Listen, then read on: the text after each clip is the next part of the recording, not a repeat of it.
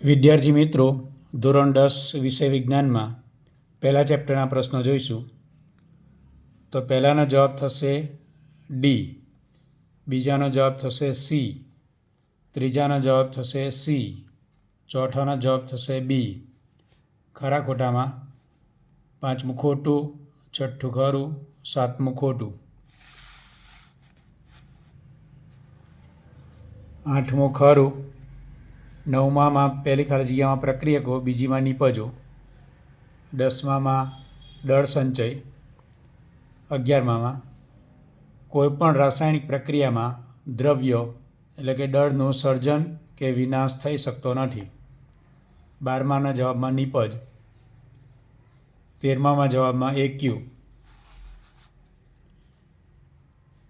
એમાં S, બીમાં L, સીમાં જી અને ડીમાં એક્યુ.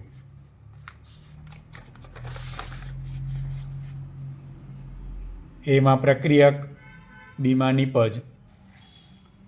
16માની અંદર જગારા મારતી સફેદ જ્યોતથી સળગે છે અને મેગ્નેશિયમ ઓક્સાઇડ બનાવે છે. એનું સમીકરણ 2Mg + O2 gives 2MgO. 17મામાં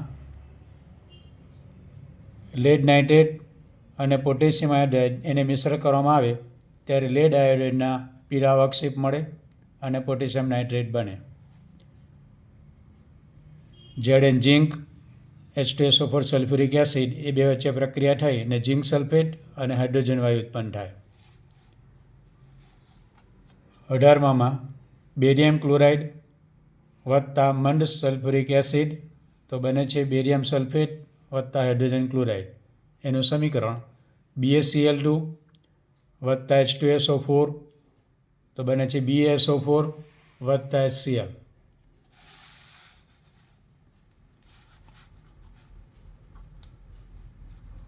ઓગણીસમાના જવાબમાં છે ડી, 20મામાં એ, 21માં બી, પછી 22મું ખરું, 23મું ખોટું, 24મું ખોટું, 25 અને 26 બંને ખરા. 27ના જવાબમાં છે ઉષ્માક્ષેપક, 28માં જવાબ છે વિઘટન, 29માં છે પ્રકાશીય વિઘટન અને 30માં છે અવક્ષેપણ.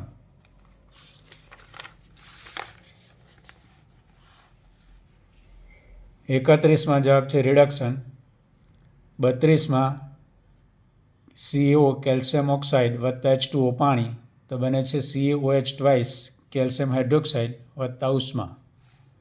33માનો જવાબ છે પાણીનું વિદ્યુત વિભાજન. 34માના જવાબમાં ઉષ્મા, પ્રકાશ અથવા વિદ્યુત સ્વરૂપે ઉર્જાનો ઉપયોગ થાય છે. 35માનો જવાબ જે રાસાયણિક પ્રક્રિયામાં ઉષ્મા ઉત્પન્ન થતી હોય એ પ્રક્રિયાને ઉષ્માક્ષેપક પ્રક્રિયા કહેવાય. 36મામાં એમાં સંયોગીકરણ, બીમાં વિઘટન. 37માં એમાં ઓક્સિડેશન, બીમાં રિડક્શન. 38માં કેલ્શિયમ ઓક્સાઇડ વત્તા પાણી તો કેલ્શિયમ હાઇડ્રોક્સાઇડ ઉત્પન્ન થાય અને ઉષ્મા ઉર્જા છૂટી પડે. એ પ્રક્રિયા સંયોગીકરણની પ્રક્રિયા છે. 39માં તો લીલાશ પડતા રંગમાંથી લાલાશ પડતો કથ્થાઈ રંગ બને છે. FeSO4 ફેરસ સલ્ફેટ એને ઉષ્મા આપવાથી Fe2O3 વત્તા SO2 વત્તા SO3 બને. એ પ્રક્રિયા વિઘટન પ્રક્રિયા છે. 40માની અંદર એક્સના નામ છે FeSO4 ફેરસ સલ્ફેટ અને વાયુનું નામ છે કોપર Cu. આ પ્રક્રિયાનો પ્રકાર એ વિસ્થાપન પ્રક્રિયા છે. 41માં નિપજ જે એક્સ છે એ AgCl સિલ્વર ક્લોરાઇડ, વાય છે NaNO3 સોડિયમ નાઇટ્રેટ. શું આ સમીકરણ સમતોલિત છે? તો હા, સમતોલિત છે. AgNO3 વત્તા NaCl બને છે AgCl વત્તા NaNO3. 42માં ઓક્સિડેશન પામતા પદાર્થો એ કાર્બન મોનોક્સાઇડમાં ઓક્સિડેશન થાય છે અને ZnOનું Znમાં રિડક્શન થાય છે. પછી HClનું Cl2માં ઓક્સિડેશન થાય છે અને MnO2નું MnCl2માં રિડક્શન થાય છે. શું ઉપર આપેલા બંને સમીકરણો સમતુલિત છે? ના, બીજું જે છે બી સમીકરણ એ સમતુલિત નથી. હવે સમતુલિત ના હોય તેને સમતુલિત લખવાનું હતું.